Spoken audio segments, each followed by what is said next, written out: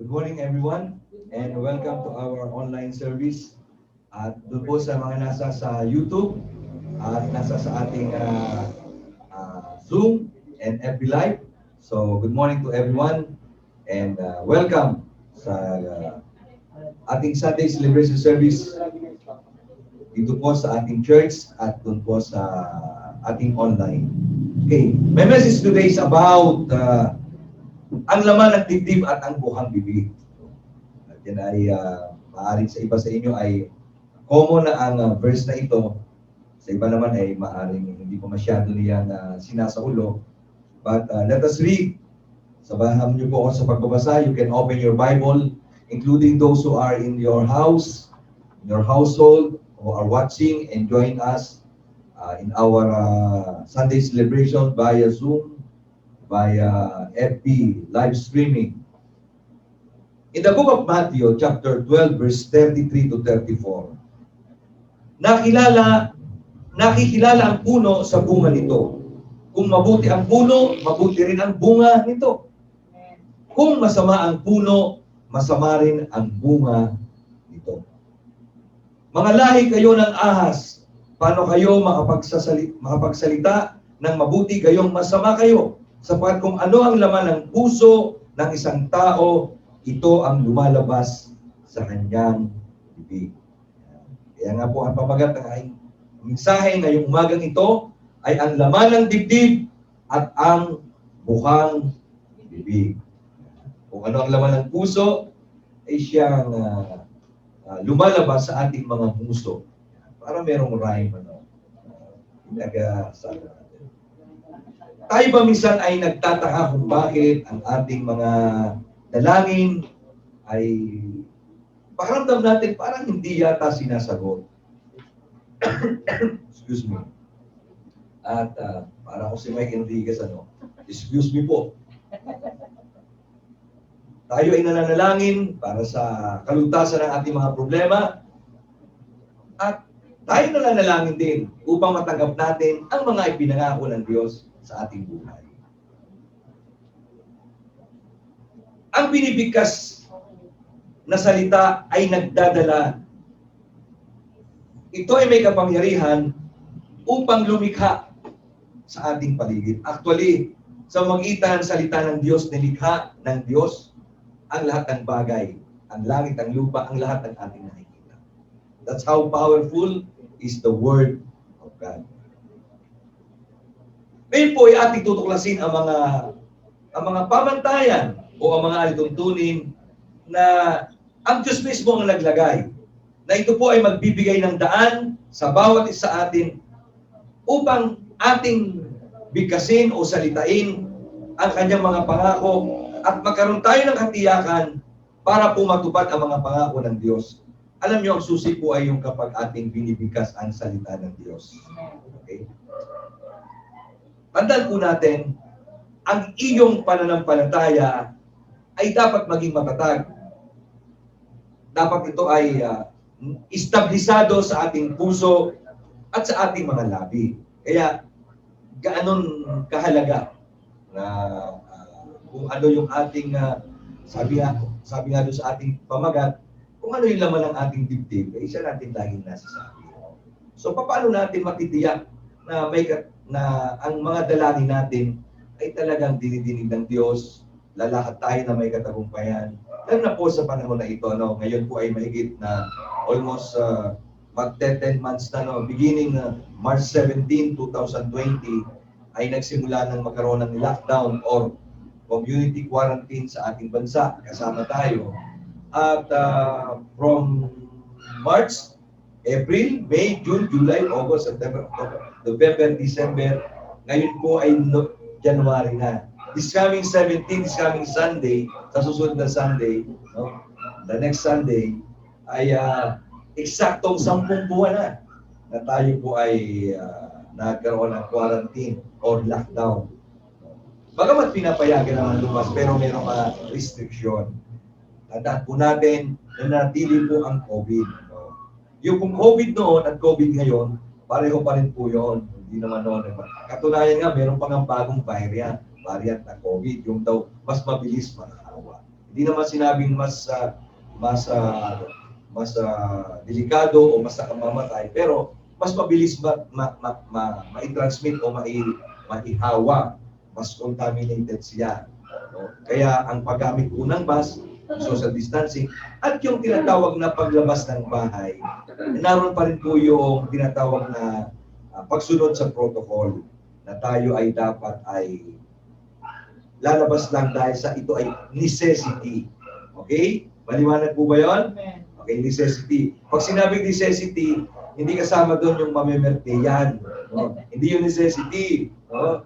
Hindi yung pupunta ng mga kung ano-ano. O yan. Ultimo nga ho, yung mga rally, prosesyon, o yung mga pagpunta. No? At pinapayagan nga lamang po ang katulad nating mga religious organization o yung mga simbahan na dumalo, but in a limited capacity. No? May limitado lamang po. Di pa rin po pwede yung dati na lahat ay welcome. Kaya, kailangan po natin ng katatagan ng ating pananampalataya. At dapat ito'y maging matatag sa ating puso at sa ating mga labi. No? Tandaan po natin, tayo ay nasa panahon upang lalo nating higit na ayusin ang ating pananampalataya. Ayon po sa mga pangako ng Diyos. At marapat na buong pagtatapat natin kumpirmahin ang mga ito para sa ating kalusugan, kagalingan o anumang mga pangailangan, maging ma-establish pa rin po at mapatatag ang ating mga pangailangan dito sa lupa. Pinasa na pangailangan, pananalapi, no? Maging ating sambahayan. Pagamat ngayon po ay hindi madali ang magkaroon ng trabaho, pero magpasalamat tayo kung tayo mayroong mga pinagkakakitaan. No? At yan po ay biyaya ng Panginoon. Alam niyo po ba, dito pa lang po sa isang company, sa ating malapit, na karaniwan nating mga kababayan, kamag-anak, o maaaring iba sa atin na empleyado dito o nagtatrabaho, yung po tinatawag na AGNP, yung Atlantic Gold Corporation, sa Pacific, Atlantic Gold Pacific Corporation, AGNP, ay nagkaroon po sila ng massive layoff. No? Kung kayo may mga kaibigan, so hindi ko naman sigurado kung kasama sila. So 50% ng kanilang empleyado na mga skilled worker ay tinanggal. Alam niyo po ba kung ilan po kanilang skilled worker dito pa lang po sa Bawan? Mahigit pong 2,000, yes, halos po na sa 3,000 empleyado. At ang kalahati nito, 2,500, ang 1,221, kamakalwa lamang ay pansamantalang pinahinto sa pagtatrabaho. Dahil ang totoo, at sila ay kalahati na lang ang nasweldo. No? Dahil nga po sa mga problema, at ito ay epekto pa rin ng pandemya na ating ginagawa. Hindi lamang po ito dito sa ating lugar. Saan mang lugar, no? Kaya, bagamat, I just give you a tip, talaga pong ang isa po sa mga hanap buhay na ito ay magpapatuloy ay yung mga pagkain, yan, at saka yung mga necessity, katulad ng gamot, siyempre katulad din ng mga si doktora, salamin, dahil kahit ako pandemic, ang tao ay kailangan ng salamin, baka siya ay madapa pag malabo ang mata. No? Kailangan ng pagkain. I give you a tip, kung kayo po ay nagpaplano na magtayo ng business pa o konting income, yan po ang mga investment, pagkain, yung mga necessity, necessity, yung mga kailangan. Yung mga kailangan.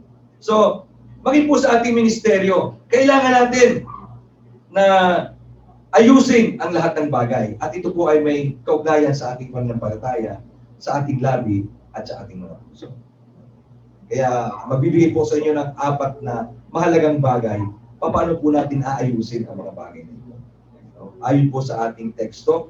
Number 1, okay, you can take note, you can type, or isulat nyo po. Pwede nyo pagbulay-bulayin. Kahit po ako, pagkaraan ng ilang linggo, nalilimutan ko rin yung aking mensahe.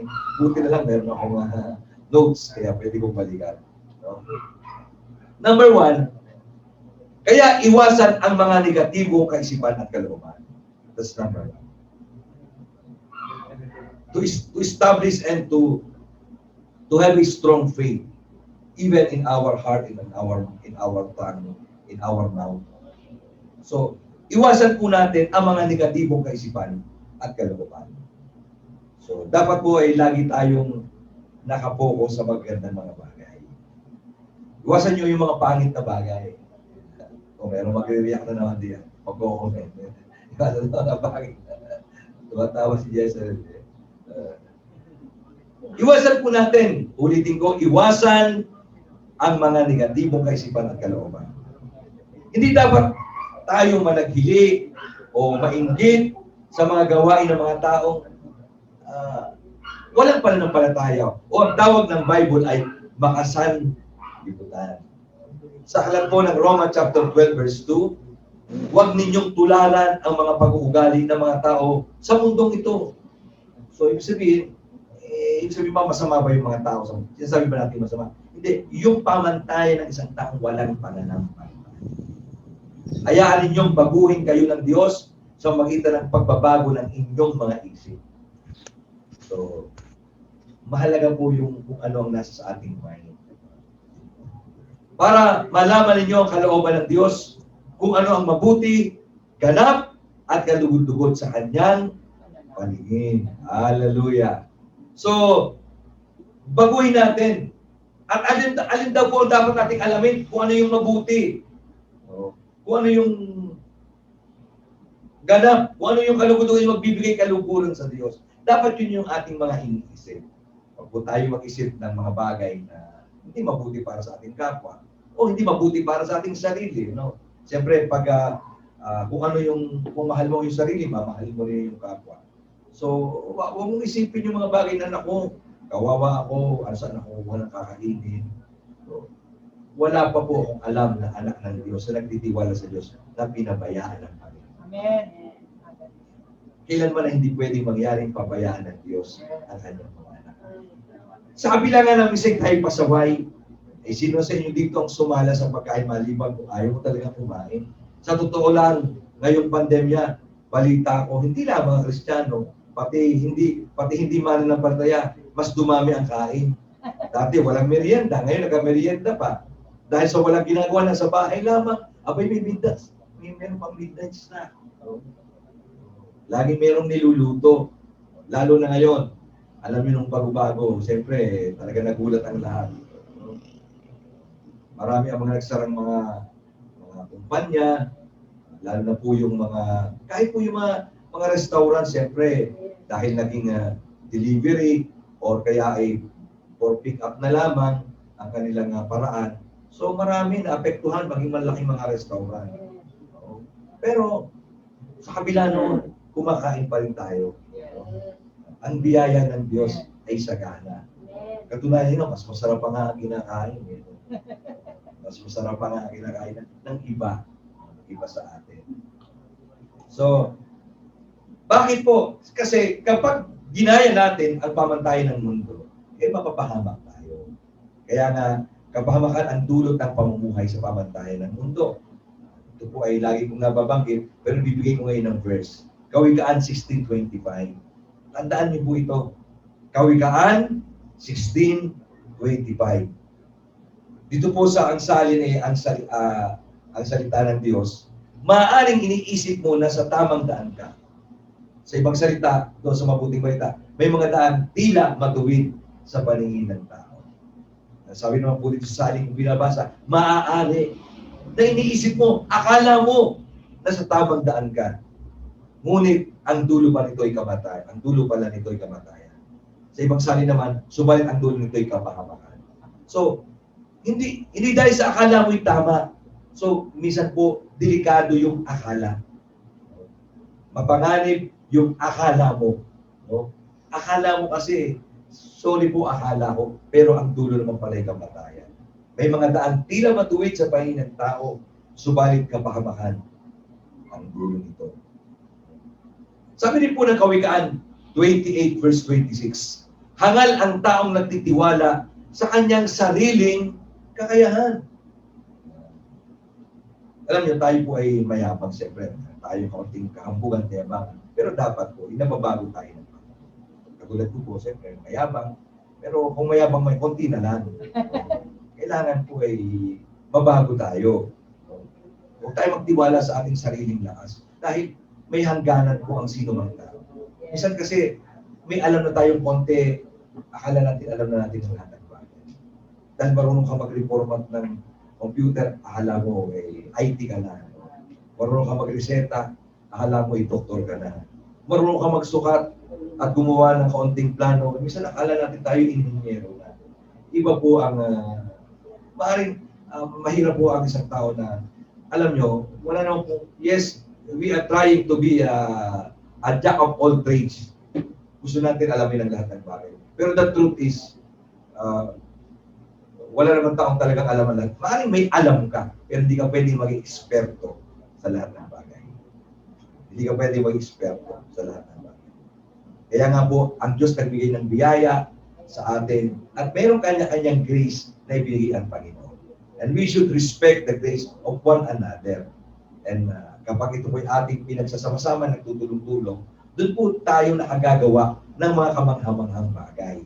Sapagkat yun ang kapangyarihan ng pagkakaisa. Lalo pa kung ikaw ay isang tunay na mananampalataya.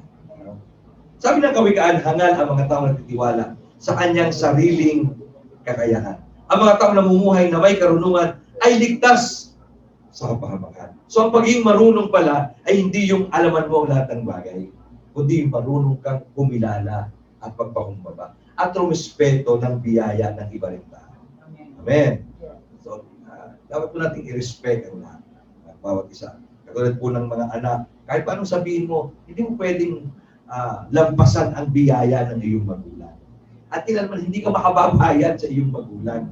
Bagamat tungkulin mo na ikaw ay tumulong sa iyong magulang, siyempre ang magulang mo tatanda, dating ang panahon, at tungkulin niya ng mga anak. No?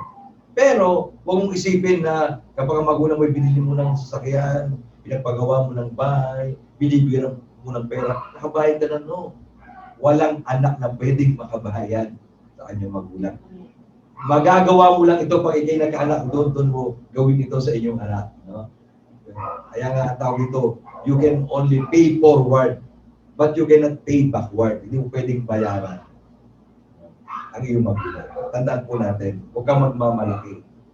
Lagi natin ikilala ang ating magulang. Ephesians chapter 6 verse 1, kung gusto mo na sa buhay na may pagpapala, mahabang buhay, matiwasay na buhay, always respect and honor. No? Alam niyo ba yung magkaiba ng honor? Yung respect, paggalang. Yung honor, alam niyo yung ibig sabihin ng honor? Yung honor ay hindi mo kaya binibigyan o niriregaluhan o pinapasaya yung magulang. Dahil may pangailangan. Iba po yung kaya ka nagbibigay, naawa ka. Iba yun ha. It's not on honor. Kaya mo tinulungan ng isang tao dahil naawa ka, hindi honor yun. Ang tawag doon, ikaw ay nahabag. Pero alam mo nang meron. Alam mo nang nakapirari na ang iyong tatay. No? Naka-BMW na sinanay mo.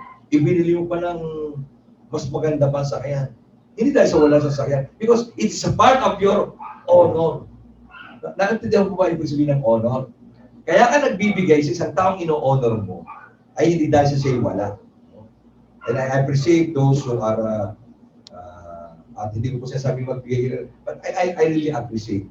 Pero hindi dahil sa, ako ay wala. Kung totoo lang, ang dami ko ng low sleep, hindi ko wala.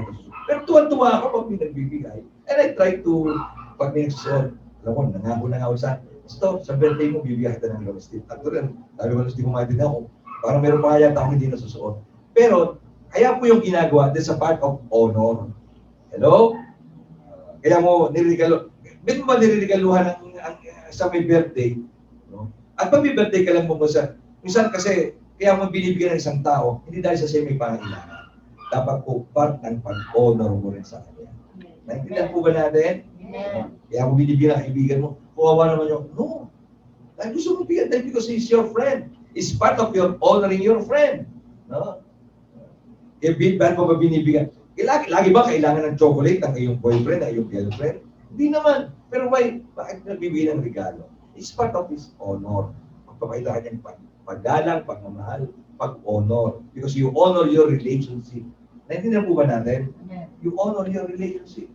Bakit pang magulang, di naman siya nahingi ang anak, binibilang kanyang anak. Ang dami nang laruan eh. Sinuhan ka, ang dami ng laruan. Pero bakit binibili pa rin? Because part of ng kanyang pagmamahal. Natutuwa siyang magbigay. Pero totoo, ang dami niya.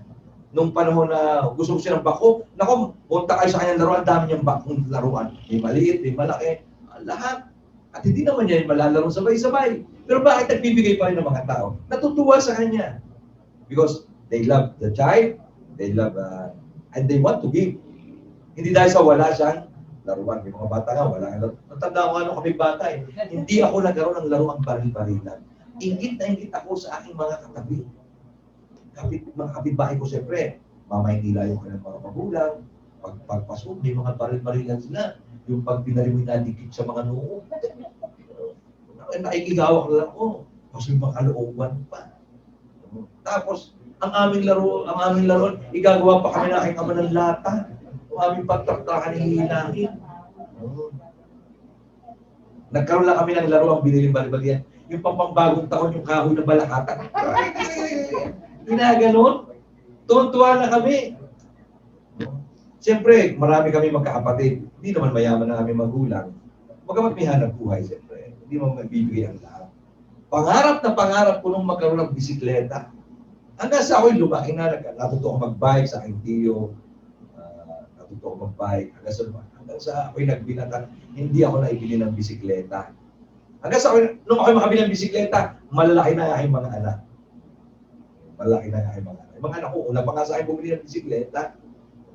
Kaya nung ako, baga matao na ba ako makabili, pero nung ako bumili ng bisikleta, tuwa-tuwa ako. Excited ako. Dahil ito yung pangalan ko nung ako'y bata. Magkaroon ng sariling bisikleta. Nagkaroon ng bisikleta sa amin, di naman akin. Pero sa aking mga anak. Pero hindi ko naman masyadong ginagamit. Ginagabok. So,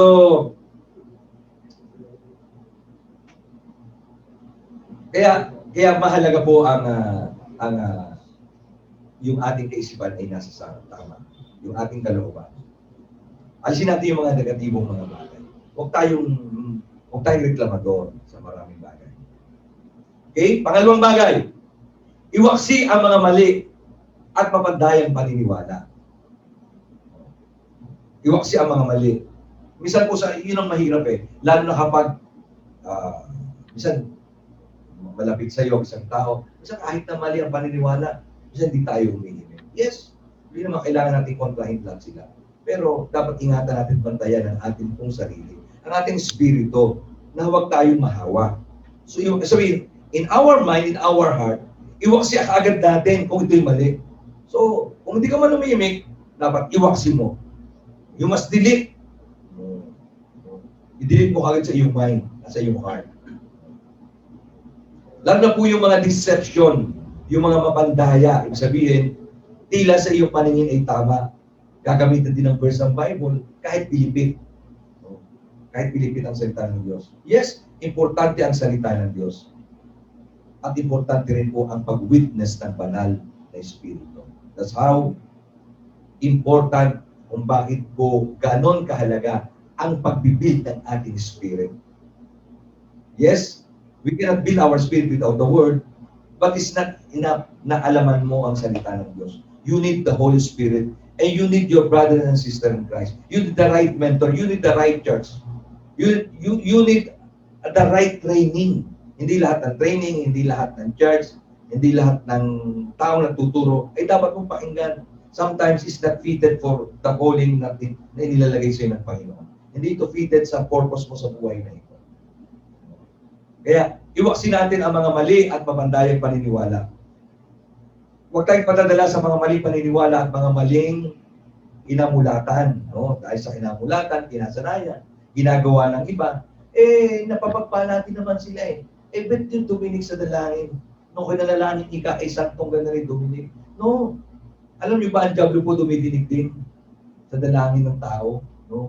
Hindi lahat ng blessing na tingin natin ay natatanggap galing sa Diyos. No? Akala natin blessing from God, pero hindi natin alam pandaraya minsan. Hindi lahat ng open doors ay ang Diyos ang nagbukas. Tingnan natin mabuti. No? Tingnan po natin ang Colossus chapter 2, verse 8 and 9. Mag-ingat kayo nang hindi kayo madala ng mga walang kabuluhan at mapandayang filosofiya. Mga tradisyon lang ito at mga pamamaraan ng mundo. kapag ito'y paraan ng mundo, kapag ito'y base lamang sa pamantayan ng tao o tradisyon, hindi ito kay Kristo. At hindi mula kay Kristo. Kaya huwag kayong padadala dahil ang kapuspusan ng Diyos ay nananahan sa katawan ni Kristo. It will benefit the body. It will benefit the entire body of Christ. So, ito po ay, ang kapahinabahan nito ay sa buhay ng mga tao na nananampalataya sa Panginoon. Hindi ito para sa ilan lang mga bagay. So, marami po nito sa ating kapaligiran. Tila maganda. Minsan, bakit ka ba, kami lumipat, mas masaya ika doon ng praise and worship. Hindi po ganon. Kaya nga po ngayon, nung una, isang katawa-tawa kapag nagpe-praise and worship ang mga tao. Nagpapalakpakan, gumagamit ng mga electric guitar. Ngayon, halos lahat na, any other religion, maging po yung ibang mga other religion. Makikita mo, meron na silang band. They are trying to maging masaya rin ang kanilang mga fellowship. Hindi man ito sa panahon ng kanilang Sunday service. Naglalagay din sila ng mga, so, kasi para makapag-akit, gumagawa ng kaparaan. But, hindi po dapat ito maging pamantayan. So, sometimes, katulad po ng magkapatid na anak ni Eli, nagdala sila ng fire. Ang tawag doon ay strange fire. Ibig sabihin, masiglang-masigla sila sa kanyang ginagawa, pero hindi naman galing sa Diyos ang masigla. Kasi kaya lang tayo masigla, dahil mayroong ibang nagtutulak. Kasi pag umatin, kasi kaya pala, porsigido lagi, ginagabi pa sa church. Kasi nakikita sila.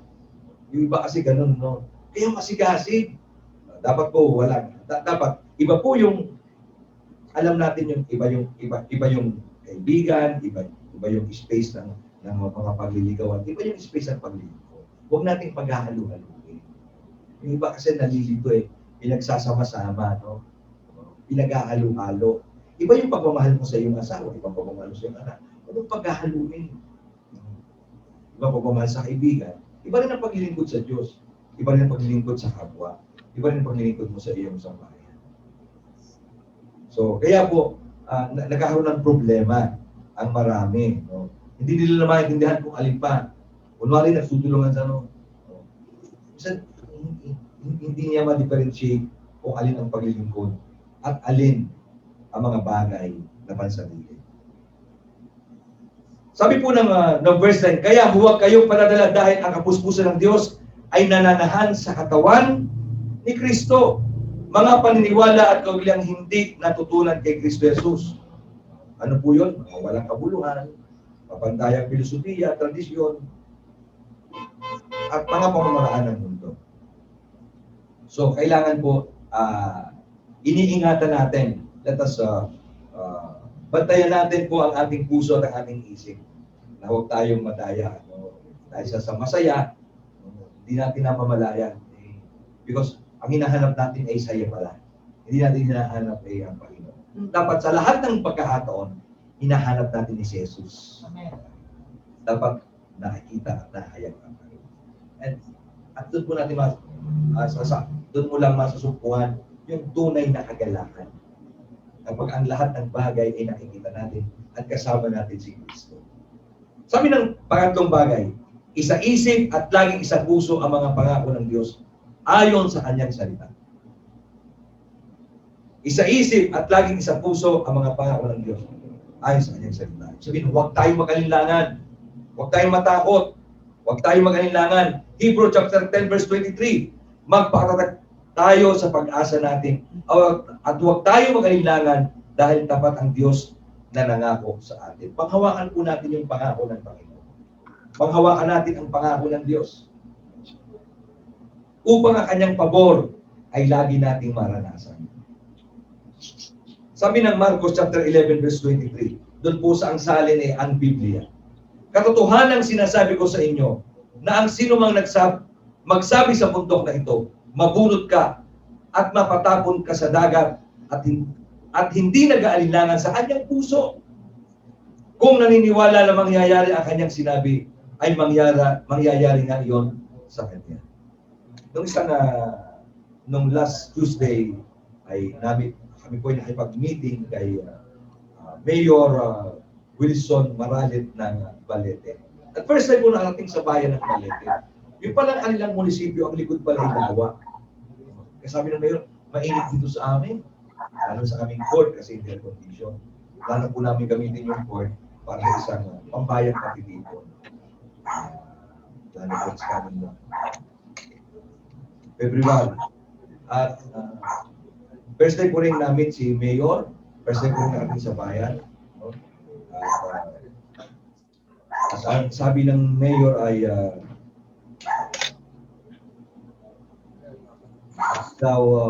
wala daw kami magagamit na resort. Kaya ang hirap naman ikaw, wala kami dito malaking event center.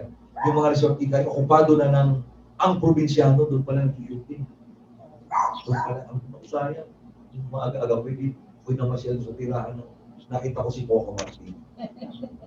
At yung pang ibang mga artista, doon din nagtitigil. Noong tinina, pinasilip, binuksan ng mayroong bitana. Kaya, tinan yung likod. Likod lamang pala niya, ay lawa ng taan. Ang ganda ko ng kali doon. Maliit ang bayan, pero first time ko nakarating. Ako siyempre, first time, tuwa ako. Okay, nakarating. At nakita ko yung lugar. At mababait ang mga tao, mga empleyado, at sikaso kami. Pinakain kami ng suma nila. Masarap din. Kalabanin ng sumang taal. Masarap. Sabi po ng Panginoon Jesus, kung hindi ka nag-aalilangan sa iyong puso, ano man ang iyong sabihin? No? Ito ay mangyayari. Ito ay mangyayari. Kung naniniwala ka na mangyayari ang sinabi mo, mangyayari ito. Ganon din po sa atin. Kaya po mahalaga ang salita ng Diyos na ito ay ating lagi. Kasi kung hindi mo alam ang salita ng Diyos, kung wala kang alam sa salita ng Diyos, so, ano ang iyong alam? So, ang napupulot natin yung mga bagay na ang ating nakukuha, yung mga bagay na galing sa sinasabi ng tao o sa sarili nating isip, yung atin lang kung ano nang nababasa. Kaya importante ang salita ng Diyos, no? Huwag tayo, kaya nga dapat nating isa-isip at isa-puso. Alin, yung mga pangako ng Diyos. At saan po natin makikita ang pangako ng Panginoon? Sa Kanyang salita. That's the basic. No?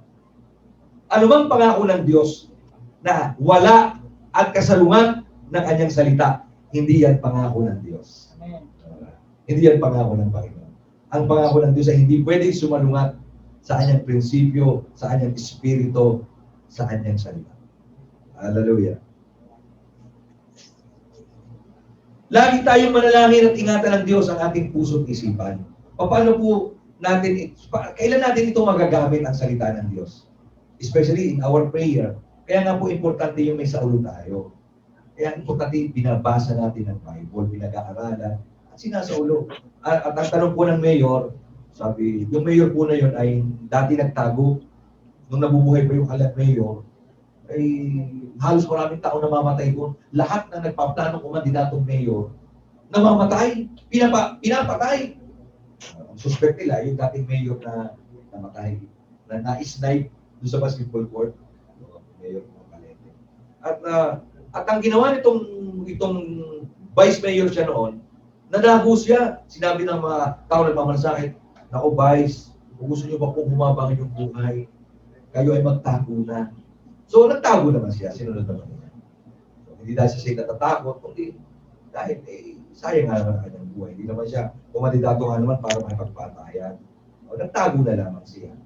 At sa kanyang pagtatago, talagang totally, isa siya lumabas, pinagsabihin siya ng isang kaibigan niya ng mayor. Sabi, ang pangalan daw ng tao kay tita kung mayor ba yung sa mayor. Huwag kang lumabas. Mapangarip ang buhay. Kaya wala siya nagawa kundi magtago. At hindi halos siya lumalabas ng bahay. Maghapon, 2 years na ka-quarantine. Alam niyo ang ginawa niya nung panong yun? Mayroon siyang bodyguard, 11. Pero kanya lang ginagawa, basahin ng Bible. Kaya may ilang ulit niyang nabasa ang buong Biblia. Dahil sa kaibigan niya mga pastor, humingi siya lagi ng prayer request. At nakausap ko siya. At sabi niya, "Pastor, kakagaling ninyo. Galing nyo. Apat may ang Natatandaan ganyan. yung mga verses.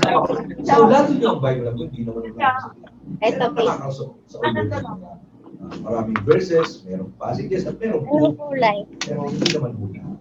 Kaya lang, kung kabisado ang Bible, medyo nakakabisado ho talaga namin. Kasi katulad ko, kung po 30 taon ng pastor, lagi ko pinapangaral ang salita ng Diyos. Kaya habang lagi nating ipinapangaral ang salita ng Diyos, lagi nating binabasa at ibinabahagi mo na sa ulo mo ang salita ng Diyos. Kaya hirap naman magsaulo. Ibig sabihin, hindi mo binabasa, hindi mo rin isinishare. Pero kung lagi mo yung isinishare, binabasa mo tinishare, natatandaan mo ang mga verses. Okay? So, I give you a tip. Gusto mo bang masaulo ang salita ng Diyos o matandaan? Basahin mo at ibahagi mo sa iba. Amen. I-preach mo, ipangaral mo, ibahagi mo, kahit mo sa Facebook, kahit isulat mo. Huwag copy-paste. Hayaan mo sulat mo. Kasi mahit ngayon, copy-paste na lang. Kaya pag tamad na magsulat, kasi copy, paste, send. Ganun na lang ngayon eh. Copy na lang. Alam nyo, yes, nagpapasalamat ako sa lahat nagpapadala ng mensahe sa akin, sa Messenger, lalo na nung Pasko, bagong taon, Merry Christmas. Pero alam nyo ba, mas lalo ko na-appreciate kapag ang message, kahit may kilat, isinulat nila. Pero alaman ko naman pag copy-paste, lalo na yung mga ano lang, yung mga kinakopya lang, mga picture, GIP, GIF, o ano lang. Minsan kasi wala, madali lang yun, kahit sino, may mag-send sa'yo, forward mo lang. Nasagot naman, like, heart, ganun lang. Pero parang wala na masyadong effort, pero iba yung sinulat. Iba yung sinulat. Okay? Gusto nyo bang masaulo ang salita ng Diyos? Basahin mo, pag-aralan mo, and i-share mo lagi. Sabi nung kasama ko, oo nga, tama. Kasi, lalo yung mga matatanda ko na kasamang pastor, syempre, lagi sila nag-share. So, lagi po tayo manalangin. Ingatan ng Diyos ang ating puso't isipan. Sabi ng Philippians chapter 4, verse 6 to 7, huwag kayong mag-alala sa anumang bagay. Sa halip, ilapit sa Diyos ang lahat ng pangailangan ninyo sa magitan ng panalangin na may pasasalamat. Kapag ginawa niyo ito, bibigyan kayo ng Diyos ng kapayapaan na siyang mag-iingat sa puso ninyo at pag-iisip. Hallelujah. Yeah, when we pray, when we study and we read and we share the Word of God, kapag tayo nananalangin, hilingin natin sa Diyos na lagi natin sa puso at sa isip. Dahil kayo ay na kay Kristo Jesus at ang kapayapaang ito ay hindi kayang unawain ng tao. Hindi maintindihan ng iba. Pero kayo bilang mananampalataya, mararanasan nyo ang kapayapaan ng Diyos. Pang-apat, last but not least. Pang-apat na bagay. Laging bigkasin. Yan na. Laging ipahayag. Laging bigkasin. Laging sabihin. Laging bigkasin at ipahayag ang mga pangako at kalooban ng Diyos ayon sa kanyang salita. Lagi natin i-share ang salita ng Diyos. Lagi natin bigkasin. Even in our prayer life, hindi lang sa ibang tao, maging sa ating sarili. Bigkasin mo. Kung ang pag-alilangan ay dumating, tapatan mo ng salita ng Diyos. Minsan, nawala din tayo ng pera, pakain. Sabihin mo na, Matthew 6:33, ang sa'yo na nga ako. Lahat ng aking kailangan, bibigay ng Panginoon. Matthew 6:32, Matthew 6:34. Kung ang mga ibon nga sa parang, hindi marunong magtanim, hindi marunong mag-ani, hindi pinababayaan ng Diyos, ng Ama sa Langit. Ganun pa kaya ako, ako'y kanyang anak. Amen? Sabi nga ni Pablo, mula sa kayamanan ng Diyos na di mauubos ng aking Diyos. So, akinin natin ang iyong Diyos mula sa kayamanan ng iyong Diyos, ng aking Diyos. Walang pagkaubos ang kayamanan.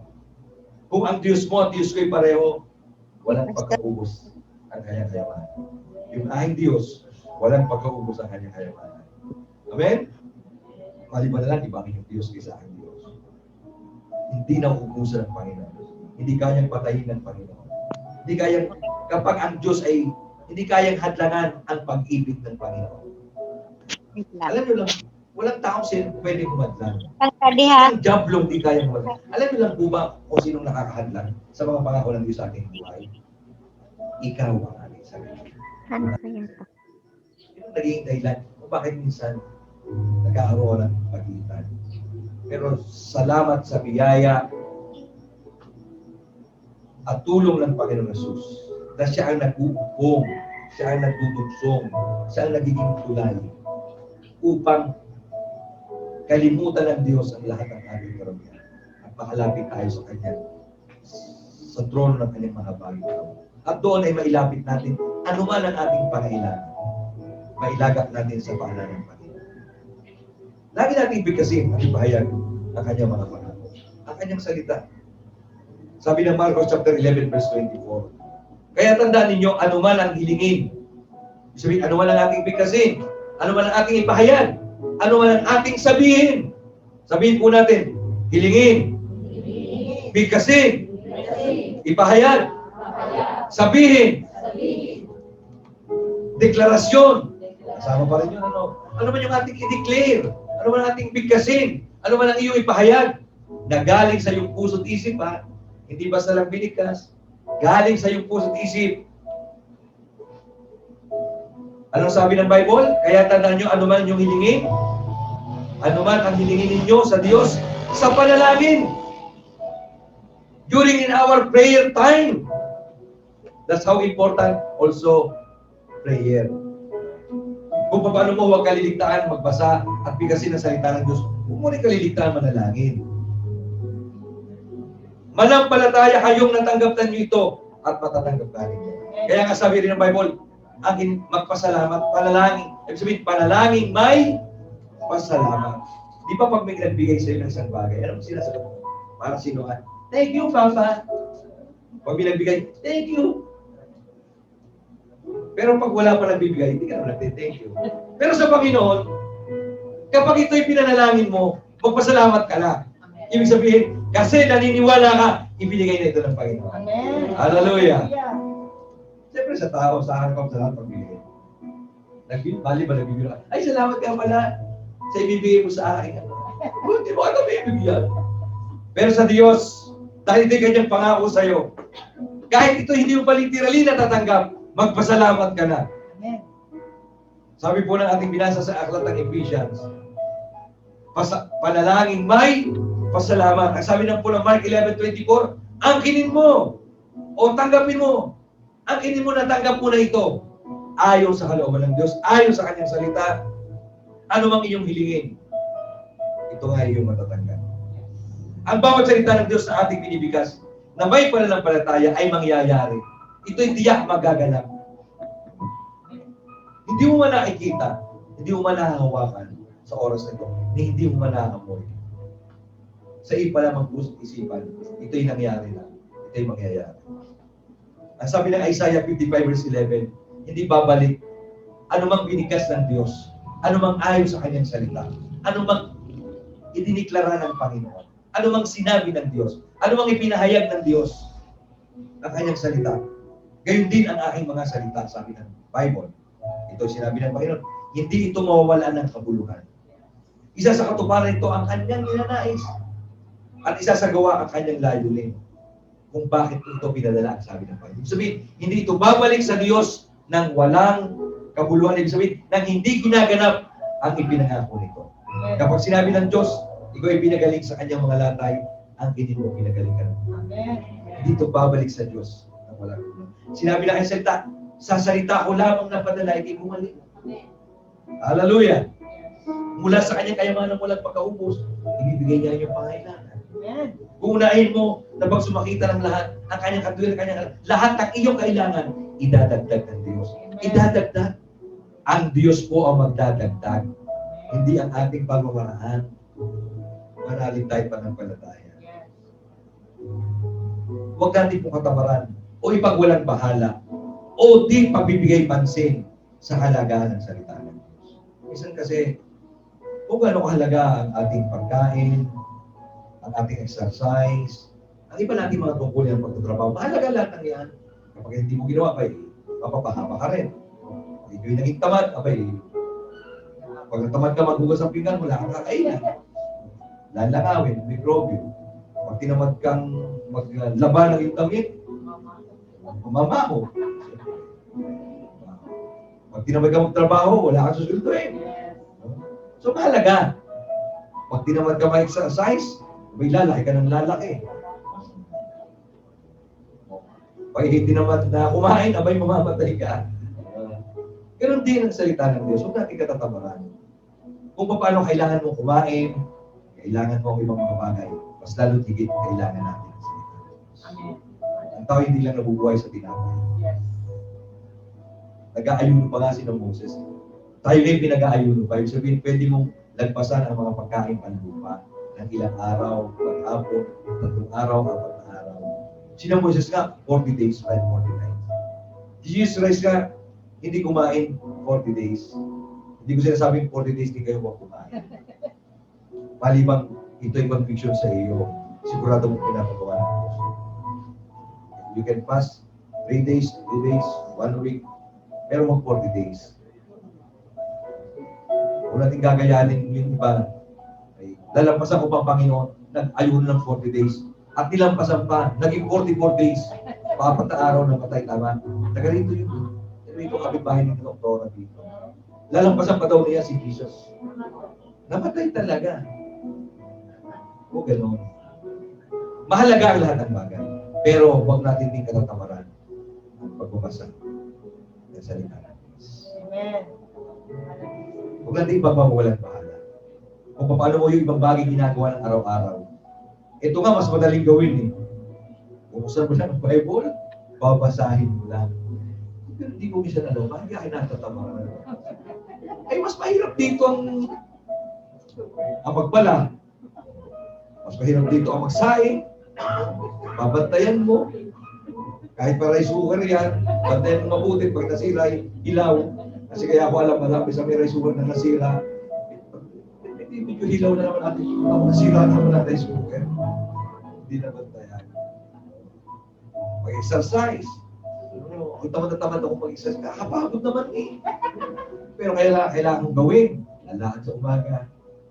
Pag ibig kasi mo si Brother Nobel, paligatakbo. Nagpipilit tumakbo. Pero ako ngayon hindi na makatakbo.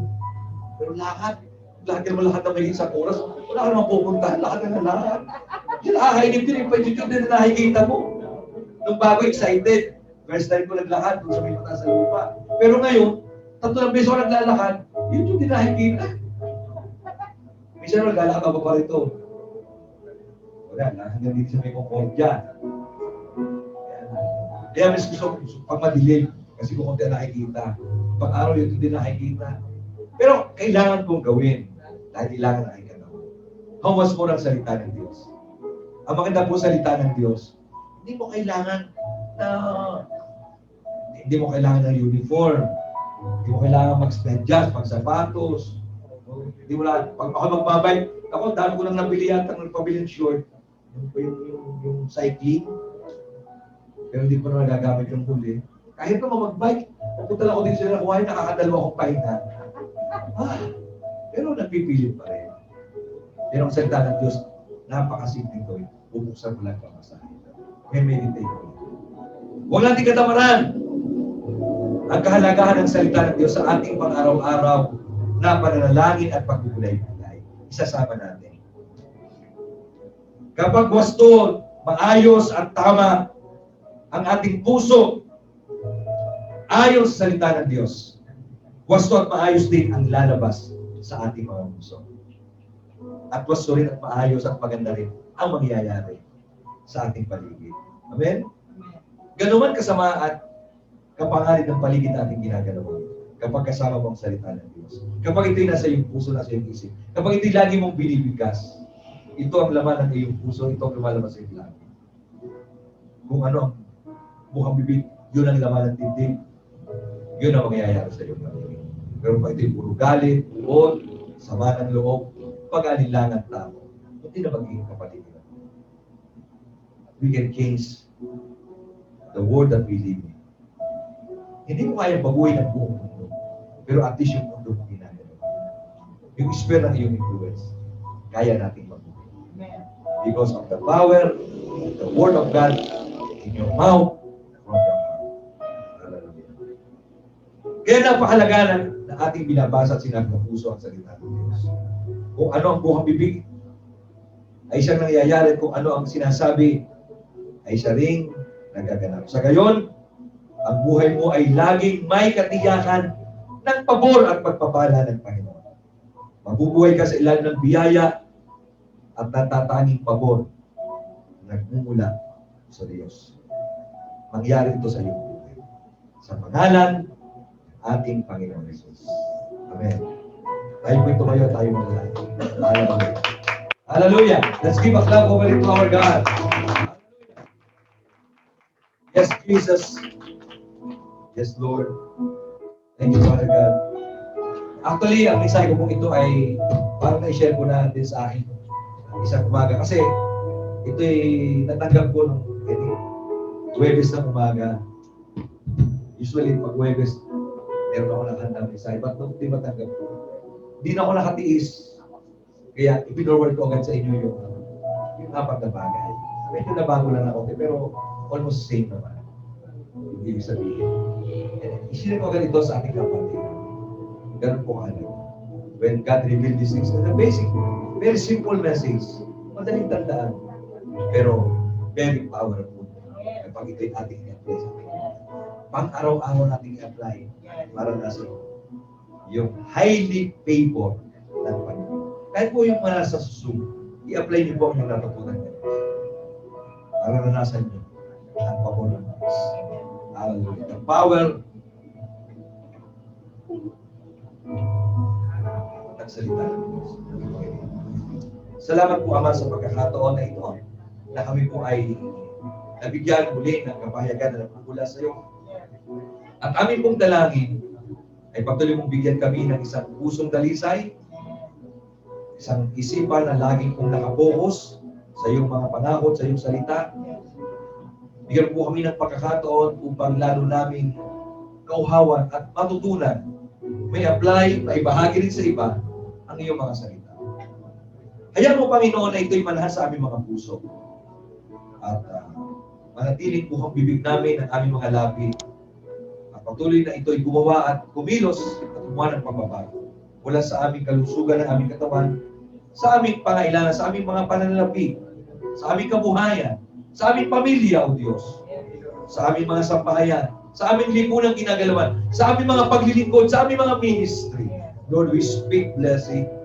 We speak healing, O God. We speak abundance, Lord. O God. Kami nagsasalita ng kasaganaan. Kami nagsasalita, Panginoon, ng biyaya. Kami nagsasalita ng pagpapala.